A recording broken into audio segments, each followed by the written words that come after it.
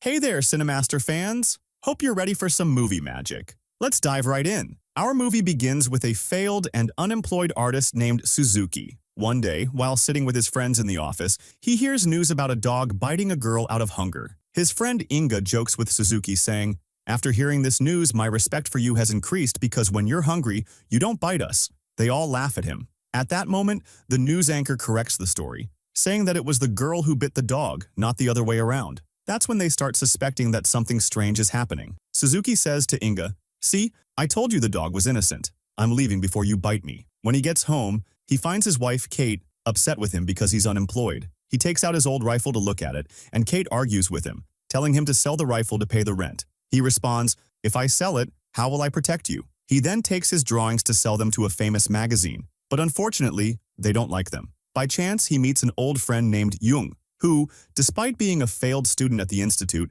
managed to get a job at that magazine. Suzuki feels that life is crushing him, and everything is going wrong. When he returns home, he finds his wife packing his belongings to set them on fire. She tells him, "I've told you 1,000 times, drawing doesn't pay the bills. You should find a job." She kicks him out of the apartment and locks herself inside. He spends the entire night on the street, feeling miserable and unsure of what to do. He notices a person next to him acting strangely but doesn't pay much attention. The next day, while sitting with his friends in the office, they hear the news anchor talking about a new virus with flu-like symptoms. Shortly after, one of their friends starts feeling unwell and leaves. Exhausted, Suzuki falls asleep at his desk until nighttime. He wakes up to a call from his wife, who tries to make amends and invites him back home. The next day, he arrives and knocks on the door, but she doesn't answer. He looks through the peephole and is shocked to see her acting strangely, crawling on her hands and feet. Suddenly, she opens the door and attacks him. He tries to get her back inside the apartment, but she attempts to bite him, ends up biting the door instead,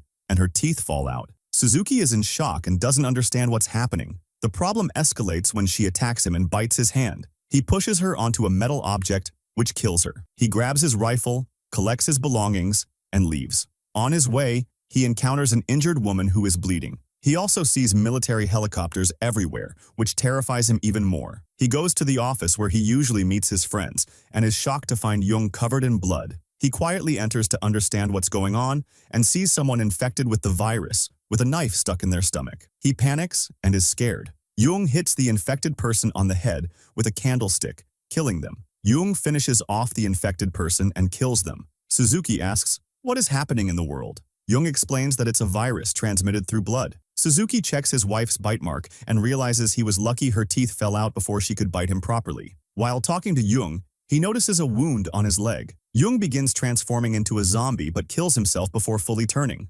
Suzuki flees the scene. He finds zombies everywhere in the city. He sees a police officer and asks for help, only to realize the officer is also a zombie, but a car hits the zombie, killing him. Suzuki runs like crazy through the streets. By chance, he witnesses an accident and shouts, "Someone call an ambulance." When the ambulance arrives, he regrets it. Later, he sees a taxi driver sleeping in his car. Suzuki wakes him up saying, "Wake up, man. The city is chaos." As he opens the door, a girl named Tico appears, asking for his help. At that moment, they see a zombie staring at them, but it seems the zombie is busy with an important phone call and doesn't attack. Another person joins them, and they all leave the area together. Suzuki discovers that the new person is an important government official. When Suzuki asks him the time, the official's body starts transforming, and blood begins dripping from his eyes. He asks for a tissue, and the driver, unaware of the transformation, hands him one. The official bites the driver's hand and attacks Suzuki, but Suzuki manages to escape. A car runs over the zombie. As they continue, the driver starts transforming into a zombie and drives at full speed. Suzuki tries to protect Tico by pulling her close. The driver attempts to bite them, but his seatbelt prevents him. Suddenly, the car crashes. After a while, Suzuki and Tico regain consciousness and find themselves unharmed. They check the internet for information about the virus and discover that it dies in extremely high altitudes. They see Mount Fuji in the distance and decide to head towards it. Along the way, they find an empty house, enter it, and spend the night there. They get to know each other better, and Tico tells Suzuki that his name means hero in Japanese. She tells him, "You truly are a hero because you saved me." They slept until the next day. By chance, Suzuki notices a bite mark on Tico's neck and is shocked. He distances himself and asks her about it. She explains that a child bit her 2 days ago, but nothing has happened to her since. She cries and begs him to kill her if necessary. He reassures her, saying, I won't leave you, even if you turn into a zombie. I'll turn with you. After a while, they go out to secure the area, but Tiko runs ahead. Suzuki shouts, "Stay behind me!" After some time, she starts feeling unwell and sits down. Suddenly, she begins transforming into a zombie. He runs away. By chance, he meets a worker and asks for help. The worker agrees, but turns out to be infected and tries to bite him. Tiko arrives just in time to save Suzuki, showing that part of her body is still human. They continue walking through the forest. Tiko becomes silent, and when she falls asleep, Suzuki carries her. Along the way, they find a moving car. Suzuki cleverly places Tiko inside the cart, and it takes them to a large, empty mall. In the mall, Suzuki finds an expensive jacket and tries it on. Suddenly, the shop owner appears, attacks him, and tries to bite him. At that moment, a girl named Sue arrives with a group of young people fighting zombies. They ask Suzuki about Tiko, and he tells them she's sleeping. They suspect she's not injured, because there's no way a zombie would sleep. Then he ties her injured eye so that when she wakes up, they wouldn't suspect she's a zombie. Anyway, they kill as many zombies as they can, helped by a group of women standing on a high building making noise to attract the zombies towards them. The guys take advantage of the distraction and escape. Suzuki carries Kato on his shoulder, refusing to leave her behind. They reach the rooftop of the mall, where a group of survivors is living. They are welcomed by Seng, the group's leader, who tells them the place is safe because it has food, water, and everything they need. At night, a girl named Slow, who rescued him, gets to know him. She asks if Tiko is his daughter. He explains that he met her by chance, and they escape together. She admires him, saying he's brave for not abandoning her. The next day, Suzuki talks to a man named Leo, who tells him that zombies don't forget their past lives. For example, a certain zombie jumps and lands on its head, suggesting it was a swimming coach. Another zombie, a woman, tries to open a door because she loved shopping before turning into a zombie. Suzuki points out another zombie crawling like a spider and asks about it, but Leo says he doesn't know. Later, Seng gathers the group to show them a map of the mall, pointing out a food storage area because their supplies will run out in 2 days. He asks Suzuki for his gun, but Suzuki refuses. Seng gets angry, accusing him of prioritizing the girl over the group's safety. Meanwhile, another group led by Gang tries to take Tiko. Suzuki hears the commotion, escapes,